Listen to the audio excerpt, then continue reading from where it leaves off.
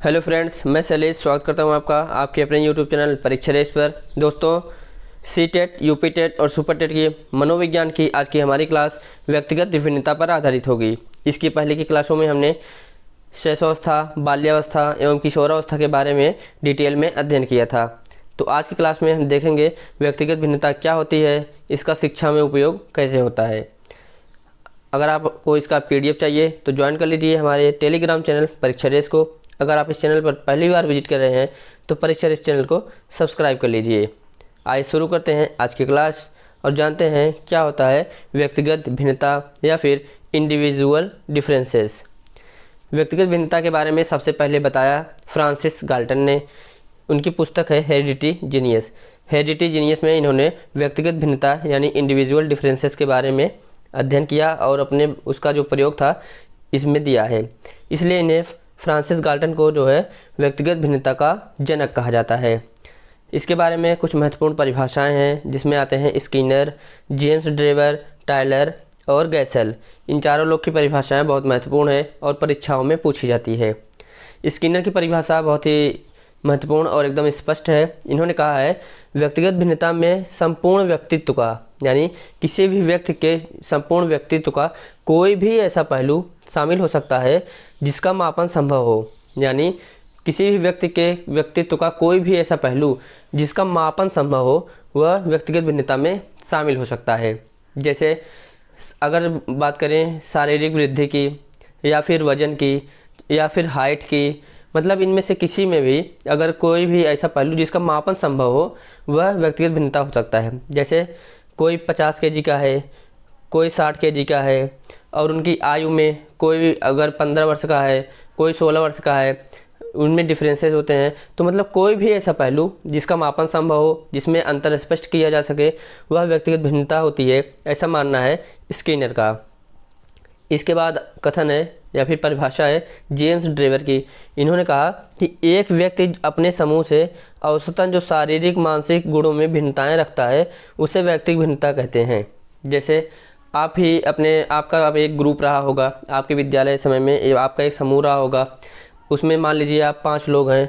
I mean आपके 5 लोगों में उनमें जो है कुछ लोग शारीरिक भिन्नता रही होगी, कुछ लोग आपसे लंबे रहे होंगे, कुछ आपसे छोटे रहे होंगे, कुछ लोग आपसे दुबले रहे होंगे, कुछ मोटे रहे होंगे, कुछ आपसे पढ़ने में तेज़ रहे होंगे, कुछ आपसे कमज़ोर में मतलब रहे होंगे। और कई पक्ष ऐसे होते हैं जैसे सामाजिक पक्ष, संवेगात्मक पक्ष। इन सब में जो है कुछ न कुछ अंतर आप लोगों में ज़रूर रहा होगा। तो ये कथन है जेम्स ड्रेवर का कि एक व्यक्ति अपने समूह से जो औसतन शारीरिक और मानसिक भिन्नताएं रखता है, उनके गुणों में जो भिन्नताएं रखता है, उसे व्यक्तिगत भिन्नता कहते हैं। इसके बाद कथन आता है टायलर का। टायलर कहते हैं एक व्यक्ति से दूसरे व्यक्ति में अंतर इतना साफ दिखता है जैसे व्यक्तिगत भिन्नता सार्वभौमिक प्रतीत होती है।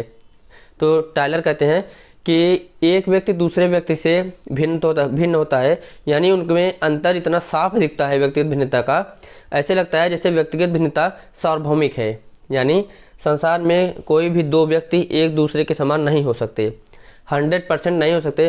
जैसे कोई ट्विंस हैं, कोई जुड़वा बच्चे हैं, अगर वो भी मान लीजिए उनमें 99% अगर समानता है, फिर भी 1% का अंतर जरूर होता है। वो होता है उनके वातावरण के कारण। वही 1% अंतर उनका व्यक्तिगत भिन्नता होती है। तो कोई भी 2 व्यक्ति 100% एक समान नहीं हो सकते हैं, चाहे शारीरिक रूप से, मानसिक रूप से, किसी भी रूप से एक समान नहीं हो सकते हैं। इसलिए टायलर ने कहा कि व्यक्तिगत भिन्नता एक दूसरे में अंतर इतना साफ है कि व्यक्तिगत भिन्नता सार्वभौमिक प्रतीत होती है। इसके बाद कथन आता है गैसल का। यानी गैसल ने जो व्यक्तिगत भिन्नता को परिभाषित किया है, व्यक्तिगत भिन्नता का फैलाव उतना है जितना कि मानव जाति। इन्होंने कहा कि व्यक्तिगत भिन्नता का फैलाव यानी विस्तार इतना ज़्यादा है जैसे जितना कि मानव जाति। यानी संसार में कोई भी 2 व्यक्ति एक समान नहीं है, इसलिए संसार में जितने व्यक्ति हैं उतने प्रकार की मतलब भिन्नता है, सब में भिन्नता है। इसका मतलब है कि व्यक्तिगत भिन्नता का फैलाव ही इतना अधिक है जितना कि मानव जाति। इसके बाद देखते हैं व्यक्तिगत भिन्नता के जो प्रकार होते हैं। फ्रांसिस गाल्टन ने 4 प्रकार के व्यक्तिगत भिन्नता के बारे में बताया है अपनी पुस्तक हेरिडिटी जीनियस में। इन्होंने बताया व्यक्तिगत भिन्नता जो 4 प्रकार की होती है उसमें है शारीरिक भिन्नता, मानसिक भिन्नता, संवेगात्मक भिन्नता और व्यक्तिगत भिन्नता। शारीरिक भिन्नता में जैसे रंग, रूप, कद, काठी इत्यादि। जैसे कोई भी 2 बच्चे हैं मान लीजिए कोई भी दो बच्चे हो गए या फिर कोई भी दो व्यक्ति हो गया, इनके अंदर जो होता है शारीरिक भिन्नता होती है। चाहे उनके रंग को ले ले, कोई थोड़ा सांवला है तो कोई गोरा है, कोई काला है, कोई बहुत गोरा है, तो इनके जो शारीरिक रंग में होता है वो अंतर होता है। इनका रूप, इन सब की फेस कटिंग जो है अलग अलग होती है। इसके बाद इनका जो कद होता है, इनकी जो हाइट होती है, भले ही ये सेम एज के हों लेकिन इनकी हाइट में कुछ न कुछ अंतर जरूर दिखाई पड़ता है। इसके साथ साथ इनकी जो शारीरिक बनावट होती है, शारीरिक ढांचा होता है, उसमें भी अंतर होता है। इसके बाद इन्होंने बताया मानसिक भिन्नता। मानसिक भिन्नता के बारे में बताया कि कोई भी दो लोग हैं या फिर कोई दो बच्चे हैं, उनके भले एज सेम हो, हाइट भी सेम हो, सब कुछ सेम हो, लेकिन उनका जो मानसिक भिन्नता यानी उनके जो बौद्धिक अंतर होता है, उनके मस्तिष्क का जो बौद्धिक अंतर होता है वो अलग अलग होता है, उसमें कुछ न कुछ भिन्नता देखने को मिलती है। इसके बाद इन्होंने तीसरा जो बताया है संवेगात्मक भिन्नता। संवेगात्मक भिन्नता का तात्पर्य है, जैसे मान लीजिए कई बच्चे हैं, उसमें से कुछ बच्चे ऐसे होते हैं जो छोटी छोटी बात पर रोते रहते हैं, कुछ बच्चे होते हैं जो हमेशा मुस्कुराते रहते हैं। तो उनके अंदर जो होता है ये भिन्नता होती है, अपने जो उनका व्यवहार होता है उसे प्रदर्शन, जो अपना व्यवहार प्रदर्शित करते हैं उसमें अंतर होता है। कोई रो कर किसी चीज़ को मांगता है तो कोई हंस कर मांगता है, तो ये लोग जो अपना व्यवहार प्रदर्शित करते हैं उसमें भिन्नता होती है, उसे कहा जाता है संवेगात्मक भिन्नता। जैसे कोई क्रोधी होता है, बहुत जल्दी गुस्सा आ जाता है, तो कोई शांत प्रिय बच्चा होता है या फिर व्यक्ति होता है। कई बच्चे ऐसे होते हैं जिनके अंदर ईर्ष्या होती है, द्वेष होता है, तो कुछ ऐसे भी होते हैं जो बहुत प्रेमी होते हैं, एक दूसरे से बहुत लगाव रखते हैं। और इन्होंने जो चौथा प्रकार बताया है व्यक्तिगत भिन्नता का, वह है व्यक्तिगत भिन्नता। व्यक्तिगत भिन्नता में कोई भी ऐसा पक्ष जिसे मापा जा सके या फिर उसका तुलनात्मक अध्ययन किया जा सके, वो सभी जो होते हैं व्यक्तिगत भिन्नता में आ जाते हैं। जैसे कोई बालक है वो अंतर्मुखी होता है, यानी अपना व्यवहार जो है बाहर प्रदर्शित नहीं करता है। कोई बहिर्मुखी होता है, जो उसके अंदर जो कुछ भी होता है वो बाहर प्रदर्शित कर देता है। तो इन ऐसे मतलब कई प्रकार से हो सकते हैं। कोई शर्मीला होता है तो कोई बहुत मिलनसार होता है। तो जितने भी ऐसे गुण होते हैं सब में कुछ न कुछ भिन्नता देखने को मिलती है, इसलिए यह व्यक्तिगत भिन्नता में आता है। तो शारीरिक, मानसिक, संवेगात्मक और इसके साथ साथ व्यक्तिगत भिन्नता, ये चार प्रकार बताया है फ्रांसिस गाल्टन ने। व्यक्तिगत भिन्नता की अगर हम बात करें तो ये मतलब कि दो लोग के बीच में तो होता है, इसके साथ साथ एक व्यक्ति का अपने अंदर भी व्यक्तिगत भिन्नता होती है। जैसे मान लीजिए को मतलब किसी का शारीरिक मतलब शरीर अच्छा है, लंबाई चौड़ाई कद काठी रंग है, मतलब गोरा, वो सब कुछ है, सब कुछ उसके पास होते हुए भी उसके अगर कोई शारीरिक विकास अच्छा है, उसका मानसिक विकास में कुछ न कुछ कमी होगी, या फिर शारीरिक विकास कुछ मतलब कम अच्छा है तो मानसिक विकास बहुत अच्छा होगा। संवेगात्मक विकास उसका बहुत अच्छा है तो शारीरिक विकास हो सकता है कम अच्छा हो। शारीरिक विकास, संवेगात्मक विकास अच्छा है तो हो सकता है मानसिक विकास कम अच्छा हो। यानी कि जितने भी पक्ष होते हैं एक बालक के अंदर या फिर एक व्यक्ति के अंदर, सभी में समानता नहीं पाई जाती है, सभी में कोई न कोई अंतर पाया जाता है। इसलिए जो व्यक्तिगत भिन्नता होती है वो एक तो उसका स्वयं की व्यक्तिगत भिन्नता होती है, उसके अंदर की जिसे कहते हैं अंतरावैयक्तिक, और एक होता है दो व्यक्तियों के बीच में जिसे कहते हैं अंतर्वैयक्तिक। अंतरावैयक्तिक यानी खुद के अंदर की जो व्यक्तिगत भिन्नता होती है, अंतरावैयक्तिक यानी दो लोगों के बीच की जो व्यक्तिगत भिन्नता होती है। इसके बाद बात करें तो व्यक्तिगत भिन्नता को जो प्रभावित करने वाले कारक होते हैं, यानी कितने फैक्टर ऐसे होते हैं जो व्यक्तिगत भिन्नता को प्रभावित करते हैं।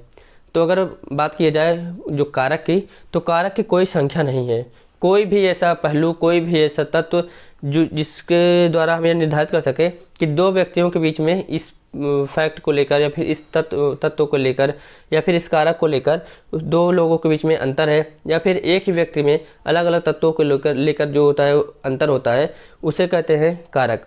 यानी व्यक्तिगत भिन्नता को प्रभावित करने वाले बहुत से ऐसे कारक हैं। तो कुछ कारकों के बारे में हम देखते हैं। जैसे बात करें अगर शिक्षा की, दो बालक हैं या फिर कोई दो व्यक्ति हैं, वो शैक्षिक रूप से उनमें अंतर देखने को मिलता है। कोई पढ़ने में तेज होता है तो कोई कमज़ोर होता है, कोई तेज़ गति से सीखने वाला होता है जिसे फास्ट लर्नर कहते हैं, तो कोई धीमी गति से सीखने वाला होता है जिसे स्लो लर्नर कहते हैं। ये सब कारण होता है उनके शैक्षिक पृष्ठभूमि या फिर शैक्षिक बैकग्राउंड की वजह से। कोई शिक्षित समाज से है वो शिक्षा में आगे जाता है, कोई पिछड़े समाज से है वो शिक्षा में थोड़ा कमज़ोर रह जाता है। तो ये सब अंतर देखने को मिलता है। इसके बात करें तो व्यवसाय की, अगर कोई व्यवसायिक पृष्ठभूमि से आता है, जैसे मान लीजिए कई ऐसे परिवार हैं जो किराना की दुकान चलाते हैं, तो उनके अंदर जो उसके बाद जो उनकी जनरेशन आती है वो भी व्यावसायिक रूप से आप देखिए कि वो वही दुकान चलाने में रुचि रखते हैं, या फिर वो अपनी नई दुकान खोलेंगे उसे चलाने में रुचि रखते हैं। कुछ लोग ऐसे होते हैं जिनके यहाँ मान लीजिए डॉक्टर हैं, तो उसके बाद देखिए बहुत से लोग ऐसे होंगे उनके यहाँ कई डॉक्टर बन जाते हैं लाइन से। अगर वकील हैं तो कई वकील बन जाते हैं, इंजीनियर हैं तो कई इंजीनियर बन जाते हैं। यानी कि व्यवसाय उनका एक तरीके से लिमिटेड हो जाता है, यानी एक ही दिशा में जाने लगता है, क्योंकि बड़े बच्चे जो देखते हैं वही सीखते हैं। उन्होंने जैसे शुरू से देखा है कि अगर मान लीजिए उसके पिताजी डॉक्टर हैं, उसके भी जो इंटरेस्ट होगा, उसकी जो रुचि होगी, वो भी डॉक्टर बनना चाहेगा। तो ये सब होता है। अगर बात करें भाषा की, तो भारत में भाषा का अंतर इतना अधिक है कि प्रत्येक मान लीजिए 50 किलोमीटर, 40 किलोमीटर या फिर 100 किलोमीटर पे भाषा का जो अंतर है वो आपको देखने को मिलता जाता है। यानी जो मातृभाषा होती है वो लगातार बदलती रहती है।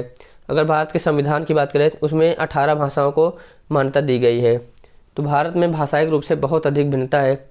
इसके बाद अगर बात करें संस्कृति की, भारत में बहुत से धर्म हैं और उनकी अलग अलग संस्कृतियाँ होती हैं, और बहुत सी जातियाँ हैं, जातियों में भी संस्कृतियों में भिन्नता होती है। तो सांस्कृतिक रूप से भी भिन्नता होती है, ये भी जो है व्यक्तिगत भिन्नता को प्रभावित करती है। इसके बाद बात करें धर्म में, भारत में सभी प्रकार के धर्म के लोग रहते हैं, जैसे हिंदू, मुस्लिम, सिख, ईसाई, ये सभी। लिंग की बात करें तो कोई मेल है तो कोई फीमेल है, ये भी व्यक्तिगत भिन्नता को प्रभावित करती है। आयु की बात करें, आयु में वर्ष का अंतर होता है, महीनों का अंतर होता है, सप्ताह का अंतर, दिनों का अंतर, यहाँ तक कि घंटों और मिनटों का भी अंतर होता है।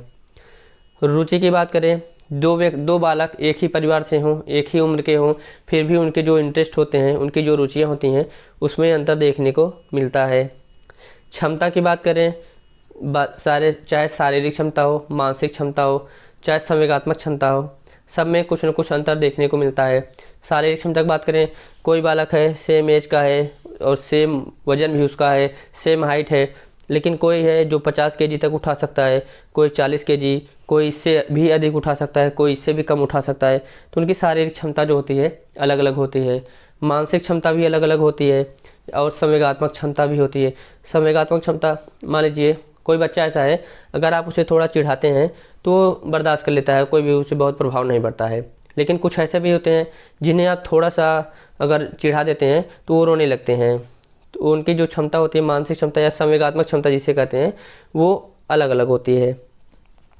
इसके बाद बात करें अगर बुद्धि की, प्रत्येक व्यक्ति में बुद्धि जो होती है वो अलग अलग होती है, और उसकी बुद्धि जो होती है, मतलब प्रत्येक व्यक्ति की जो बुद्धि होती है अलग अलग दिशाओं में इंटरेस्ट रखती है, अलग अलग दिशाओं में कार्य करती है। कोई जो होता है पढ़ने में बहुत अच्छा होता है, कोई क्रिएटिव वर्क में अच्छा होता है। आप देखते होंगे कि कई लोग ऐसे होते हैं जो बहुत पढ़े लिखे नहीं होते हैं, लेकिन वो बहुत क्रिएटिव होते हैं, बहुत से ऐसे कार्य कर लेते हैं जिन्हें एक पढ़ा लिखा व्यक्ति नहीं कर सकता है। वो होता है उनकी बुद्धि की वजह से।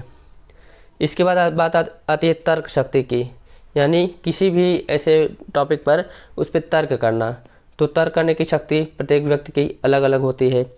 ग्रहण शक्ति, यानी कोई चीज़ उन्हें बताया जा रहा है या फिर कोई चीज़ वो पढ़ रहे हैं या फिर कोई चीज़ वो सीख रहे हैं, तो प्रत्येक बालक की अलग अलग होती है। यह व्यक्तिगत भिन्नता के कारण कोई बहुत तेज़ ग्रहण कर लेता है, कोई बहुत धीमे ग्रहण करता है। तो ये सब अंतर देखने को मिलता है। और इसके साथ साथ जो होता है किसी भी देश का या फिर जो उसका भौगोलिक स्थान होता है उसका भी प्रभाव देखने को मिलता है। उसमें जैसे आर्द्रता हो गई, आर्द्रता के साथ साथ वहाँ का जो तापमान होता है, ये सभी जो होते हैं फैक्टर उसे प्रभावित करते हैं। और आर्द्रता हो गई, तापमान हो गया, भौगोलिक अंतर हो गया, इसके आधार पर आप देखते होंगे जैसे अफ्रीका के लोग होते हैं वो बहुत काले होते हैं, अमेरिका या फिर इंग्लैंड के लोग बहुत गोरे होते हैं। भारत है, अगर आप भारत को देखेंगे, कुछ जो दक्षिण भारतीय होते हैं बहुत काले होते हैं। वहीं पे आप जैसे जैसे ऊपर जाएंगे, जैसे तापमान घटता जाएगा, जहाँ पे ठंडा होगा, चाहे जम्मू कश्मीर आप देख लीजिए, वहाँ के लोग गोरे होते हैं और बीच के लोग जो होते हैं वो सांवले होते हैं। तो इनमें जो होता है तापमान के कारण या फिर भौगोलिक जो निर्माण होता है उसकी वजह से व्यक्तिगत भिन्नता को देखने को मिलती है। राष्ट्रीयता, वही प्रत्येक देश में अलग अलग जगह पे अलग अलग जो होता है व्यक्तिगत भिन्नता देखने को मिलती है, चाहे शारीरिक रूप से हो चाहे मानसिक रूप से हो। जैसे कहा जाता है कि जो गोरे लोग होते हैं ये बुद्धि से तेज होते हैं, फुर्तीले होते हैं। जो सांवले लोग होते हैं, यानी जो अधिक तापमान में रहने वाले लोग होते हैं, वो सांवले होते हैं, थोड़ा सुस्त होते हैं, मानसिक रूप से भी बहुत सुस्त होते हैं। तो ये सब उनके राष्ट्रीयता मतलब उनकी राष्ट्रीयता पर आधारित होती है। बात करें अधिगम की, अधिगम में कोई बच्चा होता है फास्ट लर्नर, कोई होता है स्लो लर्नर, यानी कि कोई बहुत तेज़ गति से सीख लेता है, कोई धीमी गति से सीखता है, ये सब होता है। प्रेरणा, वातावरण, कैसा वातावरण है, उसका सामाजिक वातावरण, इसके साथ साथ भौगोलिक वातावरण, सभी प्रकार के वातावरण व्यक्तिगत भिन्नता को प्रभावित करते हैं। वंशानुक्रम व्यक्तिगत भिन्नता को प्रभावित करता है।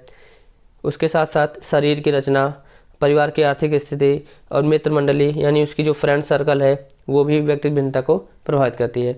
तो बहुत से और भी कारक ऐसे हैं जो व्यक्तिगत भिन्नता को प्रभावित करते हैं। ये व्यक्तिगत भिन्नता को प्रभावित करने वाले कारकों की कोई भी संख्या नहीं होती है, यानी ये अनलिमिटेड है। इसके बाद करें व्यक्तिगत भिन्नता का जो शिक्षा में प्रयोग होता है।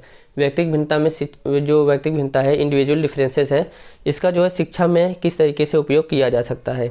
जैसे मूल्यांकन में विविधता करके, जैसे बहुत से ऐसे विद्यार्थी होते हैं जो बहुत तेज़ गति से सीखते हैं, बहुत होते हैं जो बहुत धीमे गति से सीखते हैं। तो इनका जो मूल्यांकन होना चाहिए वो उनके स्तर को ध्यान में रखकर होना चाहिए। जैसे कोई भी पेपर का निर्माण हो रहा है तो उसमें सरल प्रश्न भी होने चाहिए और कठिन प्रश्न भी होने चाहिए। इसके साथ साथ जो औसतन स्तर के प्रश्न होते हैं ये सभी होने चाहिए, क्योंकि ये एक कक्षा में प्रत्येक स्तर के विद्यार्थी होते हैं। कोई बहुत तेज़ पढ़ने वाले होते हैं, कोई बहुत धीमा पढ़ने वाले होते हैं, कोई जो औसतन बुद्धि वाले होते हैं। तो प्रत्येक व्यक्ति को ध्यान में रखकर मूल्यांकन करना चाहिए। इसके साथ साथ छात्रों की सीमित संख्या होनी चाहिए। जैसे मान लीजिए वर्तमान में जो छात्र शिक्षक अनुपात है वो है 30:1। मान लीजिए कोई शिक्षक है 1 घंटे की क्लास ले रहा है और उसकी क्लास में 30 शिक्षक हैं, मतलब 30 बच्चे हैं। तो ज़्यादा से ज़्यादा अगर औसतन देख लें तो 2 मिनट एक बालक के ऊपर दे पाता है। किसी भी बालक को अगर आप शिक्षित करना चाहते हैं या फिर उसे कुछ सिखाना चाहते हैं, अब 2 मिनट से कम समय आप उसे नहीं दे सकते हैं। इसलिए छात्रों की संख्या जो होती है वो बहुत लिमिटेड होनी चाहिए, चाहे शिक्षक मतलब शिक्षण से संबंधित हो चाहे मूल्यांकन से संबंधित, संख्या जो होती है वो सीमित होनी चाहिए। और मानसिक विभाजन, यानी जो छात्र होते हैं उनको मतलब मानसिक स्तर के आधार पर उनका विभाजन कर लेना चाहिए। जो फास्ट लर्नर होते हैं उन्हें अलग करना चाहिए, जो मीडियम स्तर के होते हैं या फिर जो स्लो लर्नर होते हैं सबको अलग अलग अगर आप कर लेते हैं तो उसी के आधार पर आप उन्हें शिक्षा देंगे और उसी के आधार पर आप उनका मूल्यांकन कर लेंगे और उसी के आधार पर आप उन्हें उनका होमवर्क जो होता है उसे देंगे। तो मानसिक विभाजन बहुत मायने रखता है। यह होता है व्यक्तिगत भिन्नता के कारण शिक्षा में इसका उपयोग करना बहुत आवश्यक होता है, अगर एक आप सुचारू कक्षा या फिर आप सही तरीके से क्लास चलाना चाहते हैं तो। बात करें कि शिक्षण विधि में भिन्नता, यह भी व्यक्तिगत भिन्नता को लेकर ही है।